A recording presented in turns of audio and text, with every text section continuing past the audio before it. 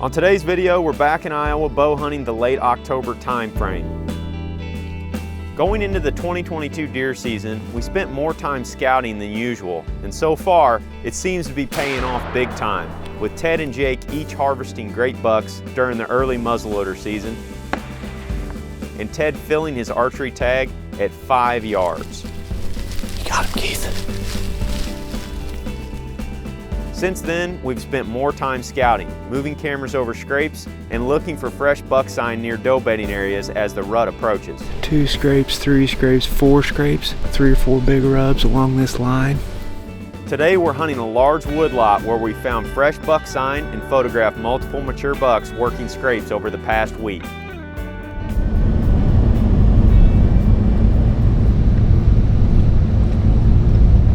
Ready? I'm ready. Born ready. You were born ready, eh? That's what I've been told. I was born and the doctor says, congratulations, it's a man. I thought you were gonna say, he said, congratulations, he's ready. All right, we're going back into the same area where we went yesterday. All we saw yesterday was little bucks and does. We got some good scouting done and didn't see much.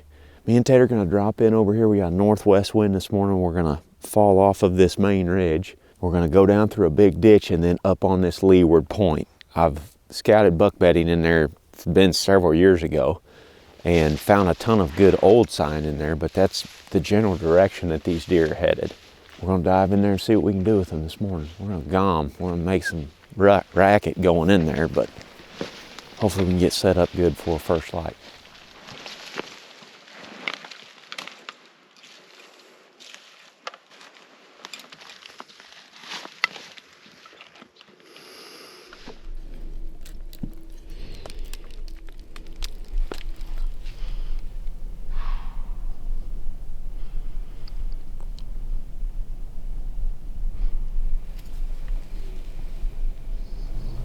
It's just getting daylight.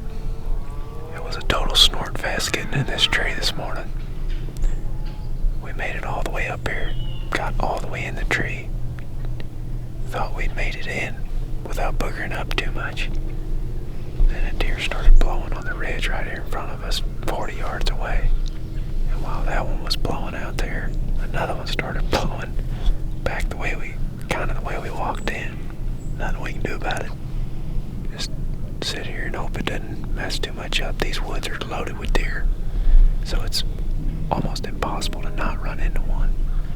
We're set up on this leeward point. Wind is lightly coming out of the west, kind of taking it back into this ditch behind Ted. As you can tell, it's real thick out in front of us here. I think it would be a good spot for some of these bucks to bed. There's just a lot of spots like this in these woods, so it's kind of just throwing a dart, but good chance there'll be bucks in here.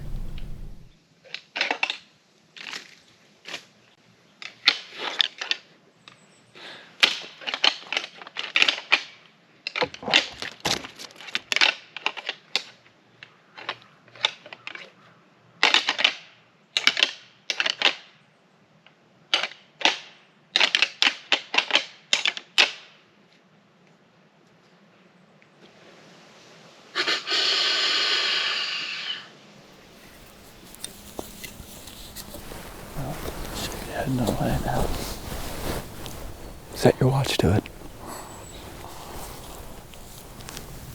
Oh, right here. Big buck.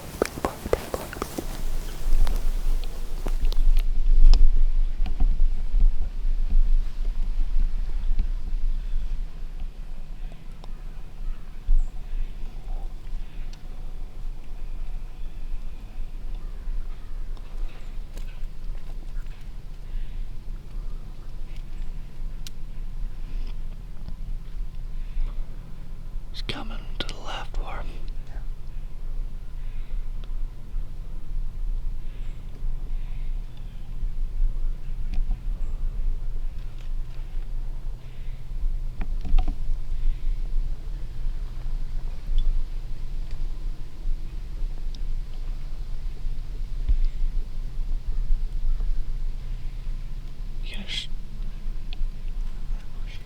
You're not? Good.